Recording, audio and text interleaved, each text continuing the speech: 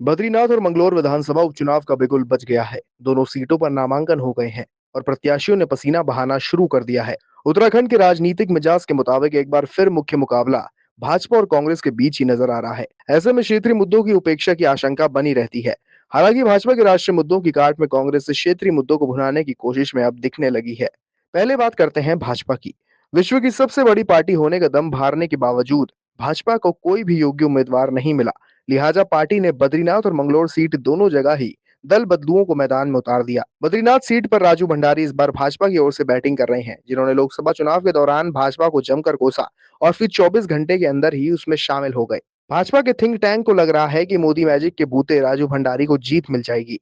लोकसभा चुनाव के नतीजे को देखकर यह बात सही भी साबित हो सकती है।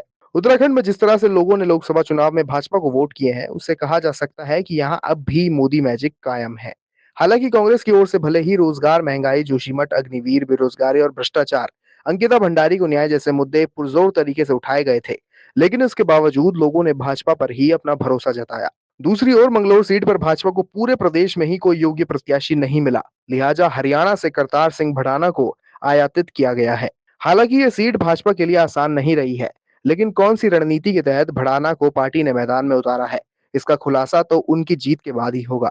सूबे की राजनीति को समझने वाले कई लोगों को भाजपा का ये फैसला रास नहीं आ रहा। खुद भाजपा के कार्यकर्ताओं को भी ये अनुमान नहीं था कि मंगलौर सीट पर पार्टी किसी बाहरी राज्य के नेता को चुनाव लड़वा सकती है। भड़ाना रालोद से बसपा होते हुए भाजपा में आए हैं, हरियाणा सरकार में मंत्री रहे।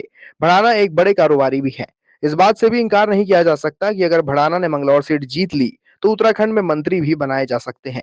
लेकिन चुनाव जीतने के लिए वो भी मोदी फैक्टर के सहारे नजर आ रहे हैं।